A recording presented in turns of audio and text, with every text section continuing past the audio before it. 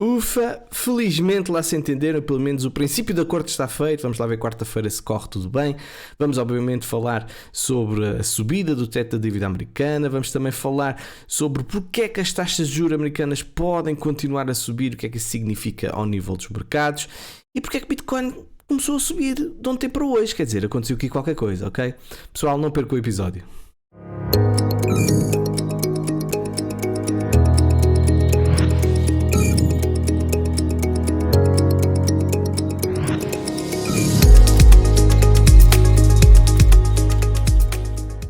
Cá estamos de volta, pessoal, sejam bem-vindos a mais um episódio de Alex Crypto. Espero que tenham tido um excelente fim de semana, que esteja tudo bem por aí. Por aqui, felizmente, está tudo bem. E temos um episódio carregadinho de informação, como tu sabes. Portanto, se procuras um canal onde tens informação atualizada, dados on-chain, análise técnica e também que faz a ligação com o mundo real, vamos chamar assim, além do espaço das criptomoedas, Alex Crypto é o sítio onde tu deves estar e recomendar aos teus amigos. Portanto, coloca um gosto, subscreve o canal e comenta, que é sempre bom e ajuda o canal a crescer. Pessoal, sem perder mais tempo, vamos então avançar. É verdade, o presidente americano Joe Biden e o representante dos republicanos, o Sr. McCarthy, chegaram a acordo provisório aumentando o limite da dívida dos Estados Unidos para os próximos 2 anos. Portanto, para os próximos 2 anos, se tudo for assinado na quarta-feira, portanto há ali alguma... uns grãozinhos de areia, mas em princípio obviamente que vai ser assinado na quarta-feira. Tudo ficará tranquilo para os próximos 2 anos e vamos lá ver se daqui a 2 anos não demoram tanto tempo a chegar a um entendimento, porque provavelmente deves ter a mesma opinião que eu, a dívida deve continuar a aumentar. Os Estados Unidos já vão com uma dívida de cerca de 120% do PIB, quer dizer, isto é muito, muito elevada para a maior economia do mundo. Mas é tal coisa, empurrando as coisas com a barriga até que não se consiga mais. Mas quem manda são estes senhores e podem empurrar as coisas com a barriga o tempo que quiserem, porque são eles que mandam, efetivamente. Portanto, chegaram a acordo, ou vão aumentar a dívida, o teto da dívida americana, e obviamente que houve uma reação positiva a nível global. Portanto, os mercados reagiram de uma forma positiva, não foi só o Bitcoin, é um dos principais motivos pelo qual o Bitcoin ontem começou a subir, mas também os restantes mercados tiveram uma reação bastante positiva, o que seria contrário, claramente, se nós tivéssemos uma situação de não acordo, mas que foi um péssimo exemplo de como gerir as coisas e da próxima vez não deixar isto levar ali até ao deadline, porque não faz qualquer sentido. Os Estados Unidos ficaram praticamente sem dinheiro e entraram mesmo em risco de default, o que obviamente seria muito, muito grave para todo o mundo, não apenas para os Estados Unidos. Portanto, o acordo sobre o teto da dívida disparou o preço da Bitcoin, disparou entre aspas, subiu um bocadinho o preço da Bitcoin para 28 mil dólares, e há quem diga, por exemplo, o Sr. Tommy Hannon, chefe de análise do mercado da plataforma Swift, diz que é possível que este alívio absoluto proporcionado por um acordo sobre a dívida traga os traders de volta à mesa e desencadeie a próxima grande alta no preço de Bitcoin. Eu estive a ler uma série de coisas e estive a ouvir algumas pessoas, e a opinião é que o dinheiro basicamente não pode ir para Bitcoin, como é óbvio, mas acima de tudo irá para as denominadas T-bills, ou seja, a dívida americana. E isso vai fazer, provavelmente, quando seja retirada a liquidez dos mercados para essas mesmas T-bills. A boa notícia é que no passado o ouro reagiu muito bem com a subida das T-bills, portanto, e se Bitcoin, como eu já falei no último episódio, tem uma relação muito próxima neste momento com o ouro, acima de 50%, está em máximos históricos, podemos talvez considerar que Bitcoin também pode reagir muito bem com estas notícias do aumento da dívida americana. Pronto, mas só o futuro dirá. Bitcoin nunca passou por esta situação, portanto é uma grande incógnita e toda a gente está com muita curiosidade em saber como é que Bitcoin vai reagir a um momento de crise profunda nos mercados, que seguramente irá surgir mais cedo ou mais tarde. Portanto, uma boa notícia neste caso é que vocês já sabem que os republicanos são muito pró inovação, neste caso também ligada às criptomoedas, enquanto que os democratas estavam com uma postura muito mais castradora perante, que continuam a estar uma política muito castradora perante as criptomoedas, e havia a possibilidade de haver um aumento de 30% na taxação de mineração de criptomoedas da Bitcoin. Portanto, felizmente essa situação já vai terminar, já não vai acontecer, exatamente com este acordo que aconteceu entre os republicanos republicanos e os democratas. Portanto, boas notícias neste caso para quem é minerador e está lá nos States. O que é que se passa também ao nível da economia americana? E falamos sempre muito na economia americana porque ela normalmente lidera os restantes mercados e é importante estarmos a par daquilo que está a acontecer. Houve um aumento do PCE e para quem não sabe o que é o PCE, pronto, há o CPI, que é basicamente os consumos feitos em gastos urbanos, que é feitos diretamente pelos consumidores, e depois o PCE é os consumos urbanos, mas também rurais, bem como os gastos feitos em seu nome e também por terceiros. Portanto, o PCE é muito mais global e, por norma, é um indicador que o Fed costuma olhar com muita atenção para tirar uma decisão se vai continuar a subir as taxas de juros ou não. E aquilo que nós podemos ver é que houve uma queda, de facto, desde julho de 2022 e o mês passado teve nos 4.2 e agora subiu novamente para 4.4. O pior era que a previsão era que o PCF passasse para 3,9% e não aconteceu. Portanto, teve uma subida, além daquilo que era previsto, subiu além da última atualização, que data de 28 de abril. O que é que isto significa, meus amigos? Significa que os mercados já estão a antecipar um aumento das taxas de juros americanas. Neste momento já se fala em 58,4% dos mercados que apontam para essa subida, e se nós olharmos aqui para as probabilidades, apontamos então para essa subida no próximo mês, a 14 de junho, e depois uma estabilização durante mais 2 meses, e só em novembro é que poderemos começar a ver uma descida das taxas de juros. Ou seja, isso não surpreende, tendo em conta aquilo que, e aqui tem que ser justo com o Sr. Jerome Powell. Ele tem dito que a taxa de inflação vai ser difícil de baixar, que estão determinados a baixar para 2% ou menos, e que vai ser algo longo, prolongado, demorado, e que vai custar às famílias e que vai doer a todas as economias. Portanto, isto provavelmente, esta ideia que até ao final do ano irá haver um pivot do Fed, não sei se será verdade ou não. Eu já vos tinha dito também que esta situação do pivot, há muita gente que ambiciona esse momento de descida das taxas de juros, mas nós sabemos, e se não viste o último episódio, recomendo mesmo que o vejas, aquilo que nós reparamos é que sempre que há um pivot da queda das taxas de juros por parte do Fed, o que é que acontece? Entramos em recessão e os mercados, por norma, também costumam reagir de uma forma bastante negativa. Portanto, vamos aguardar por esse momento do pivot para ficarmos atentos e ver se de facto se a história se continua a confirmar. Também dizer que os maiores bancos centrais do mundo estão-se a unir e fizeram um documento único sobre as CBDCs. Portanto, vai ser uma realidade, cada vez mais há uma articulação internacional com as CBDCs. Muita gente questiona as CBDCs porque é um ataque à privacidade das pessoas, e a minha dúvida, sinceramente, além dessa, é como é que as CBDCs vão ser implementadas, como é que eles vão convencer as pessoas a utilizar as CBDCs, porque em caso de stress, digamos assim, e as pessoas dizem, pronto, o dinheiro que tu tens do banco, olha, não o podes levantar, mas antes disso toma lá umas CBDCs e ficas com elas, e as pessoas obviamente que vão ter que usar essas CBDCs.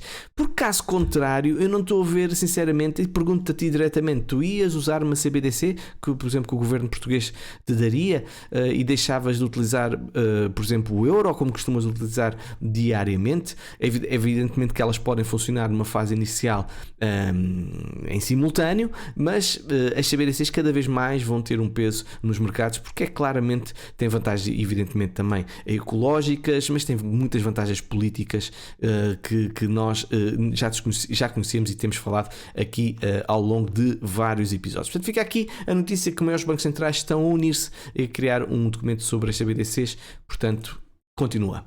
China continua na sua campanha, digamos assim, de ataque aos Estados Unidos para se tornar o Yuan como a principal moeda a nível mundial. Eu sei que esta afirmação, para concretizar-se, não é com um estalar de dedos. Isto demora, obviamente, muito tempo e muitos anos, se é que alguma vez vai acontecer. Mas a China fechou um acordo que equivale a 582 bilhões de dólares para impulsionar a sua moeda. Portanto, quanto aos países envolvidos neste acordo está, obviamente, a China, a Rússia, a Venezuela, os Emirados Árabes Unidos, o Oman, Bahrein, Qatar, Kuwait e Arábia Saudita. A China apontou que as suas medidas visam aumentar o papel do iene no comércio internacional e contornar a necessidade de depender do dólar americano. Portanto, aos poucos, eles vão se posicionando e estão a fazer aquilo que ambicionam e desejam, que é tornar a sua moeda muito mais forte e atacar o dólar. Nós estamos claramente perante uma guerra económica. Nós temos a guerra, aquela guerra quente, que é a guerra da Rússia e a Ucrânia. Nós temos esta guerra fria que está a acontecer, nomeadamente ao nível financeiro. Isto eu não tenho grandes dúvidas relativamente a isso. Bitcoin recebeu uma atualização, é verdade. Ela chama-se não, é a versão 25.0 Bitcoin Core, que foi lançada na última sexta-feira, 26 de maio. E, meus amigos, isto é muito técnico e eu não sou informático, nem vos vou cansar com estas especificidades e estas questões tão técnicas. Ficam só a saber que há uma série de melhorias na carteira, com novas funções como o Mincoft e Maxcon, que eu sinceramente confesso a minha ignorância, que oferecem maior controle e flexibilidade aos utilizadores. Inimigo número 1 de Bitcoin choca a comunidade a lançar NFT na rede Bitcoin. Bem, eu quando vi esta notícia não queria acreditar. Eu pensei que isto sinceramente estava aldrabado. Porquê? Peter Schiff tem sido, até aqui diz bem, o inimigo número 1 de Bitcoin, tem sido um crítico feroz de Bitcoin, goza com Bitcoin, diz que aquilo não vale nada, que é um scam, que é uma aldrabice. Tudo isso e muito, muito mais que ele tem dito ao longo dos anos. Até o próprio filho dele é a favor das criptomoedas e de Bitcoin, e há até uma disputa entre eles os dois. Às vezes mandam-se umas boas coisas um ao outro, e também não deixa de ser curioso. Mas é verdade, este senhor, que é um defensor de arte como o Edge, e atenção, acho muitíssimo bem que de facto a arte tem comprovado o seu valor ao longo de anos e anos e anos, e tem funcionado efetivamente como Edge económico, colocou um NFT, que não deixa de ser arte, ok? Na rede Bitcoin. E houve alguém que lhe mandou uma boca muito engraçada, que diz assim, o Sr. Filipe Marlon: então, é valioso colocar as tuas inscrições de ouro em Bitcoin, mas o Bitcoin em si não é valioso. E ele depois responde sim, que é correto. Portanto, ele coloca o seu valor, digamos assim, em algo que ele considera que é valioso, numa rede que ele diz que não vale nada. Não faz muito sentido, mas não deixa de ser interessante estas mudanças e como eles aos pouquinhos vão se expondo às criptomoedas e também à Bitcoin. Ainda vamos ver o Peter Schiff a ser um defensor de Bitcoin, vai ser engraçado. Stably, a rede Bitcoin ganha a sua primeira stablecoin. Portanto, cá está a primeira stablecoin na blockchain Bitcoin.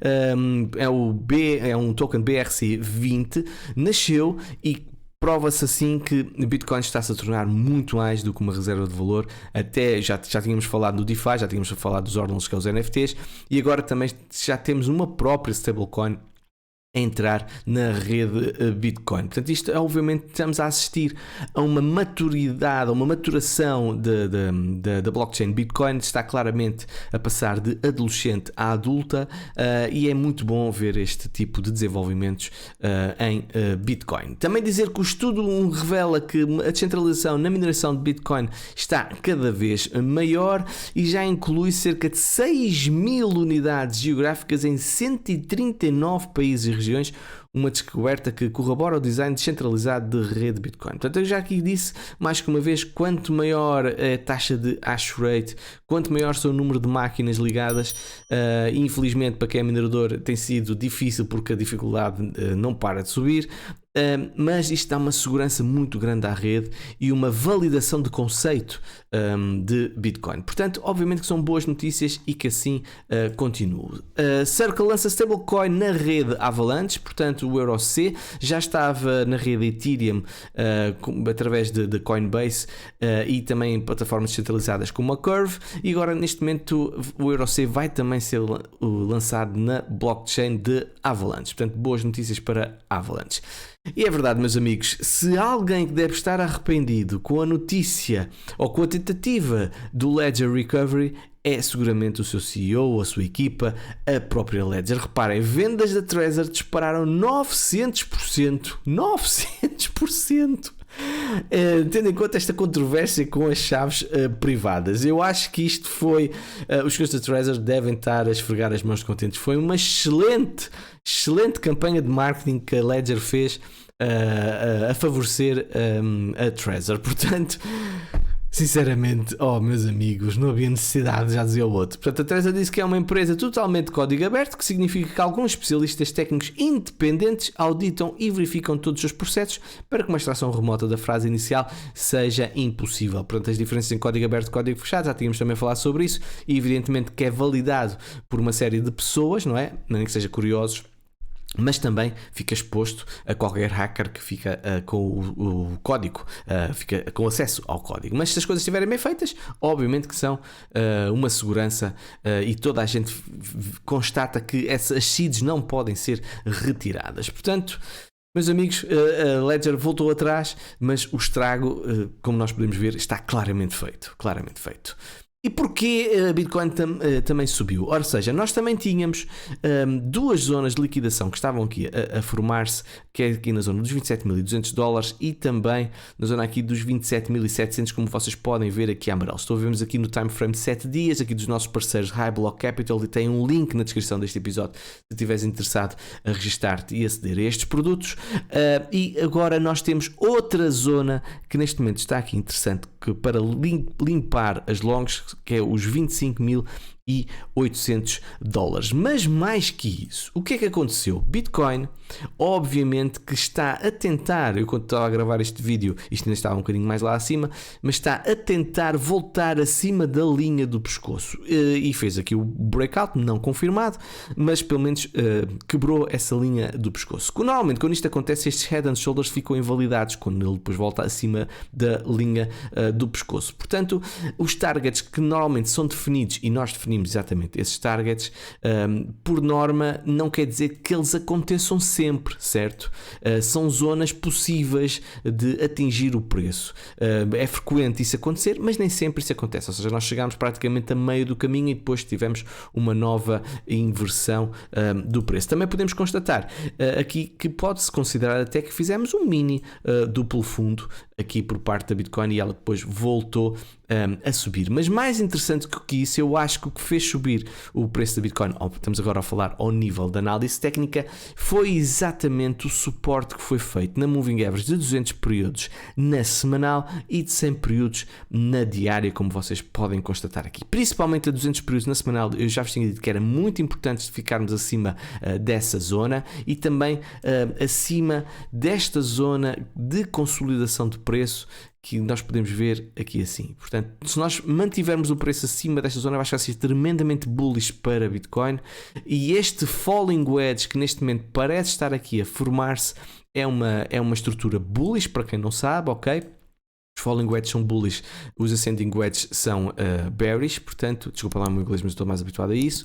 E este movimento normalmente é 3/4, até 3/4 costuma acontecer o breakout até 3/4 da estrutura, portanto nós podemos ver então um breakout deste falling wedge, se obviamente se concretizar. Já sabem que isto é só análise técnica e não é ciência absoluta. Se fosse isso já estávamos todos ricos, de certeza absoluta. É tudo uma questão de probabilidades, como eu farto de dizer. Também dizer que ao nível de dados on-chain temos algo que tem batido muito certo, ou seja, o SOPR, o ratio SOPR, basicamente é a diferença entre os hodlers de longo prazo e os hodlers de curto prazo. Por 3 vezes atingiu um fundo na zona aqui dos 0.5, deve ser mais ou menos 0.5, e foi em janeiro, foi em 2015, foi também em 2019 e agora foi em finais de 2022, início de 2023.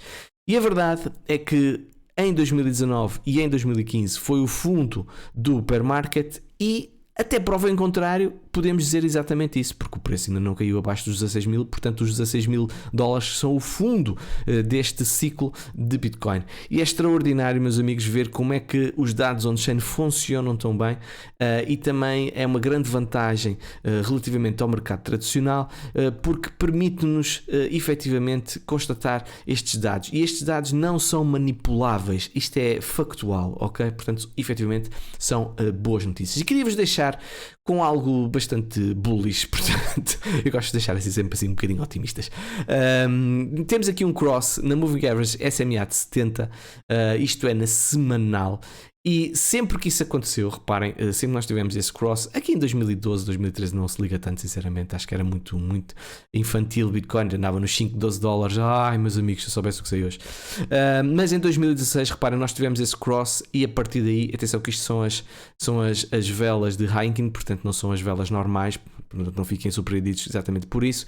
Mas tal em 2016 como em 2019, quando nós tivemos esse cross e curiosamente também fez suporte essa moving average com o crash do Covid, atenção, ignora-se obviamente a sombra aqui, o raio, e neste momento estamos novamente com esse cross, com esse cruzamento aqui com esta linha cor-de-rosa. Portanto, se a história se repetir, meus amigos, significa que up and away e buckle up, como se costuma dizer, vai ser uma viagem muito interessante. Mas isto não é aconselhamento financeiro, há muitas nuvens no horizonte e é preciso ter muita prudência, meus amigos. Ok? Tenham um plano.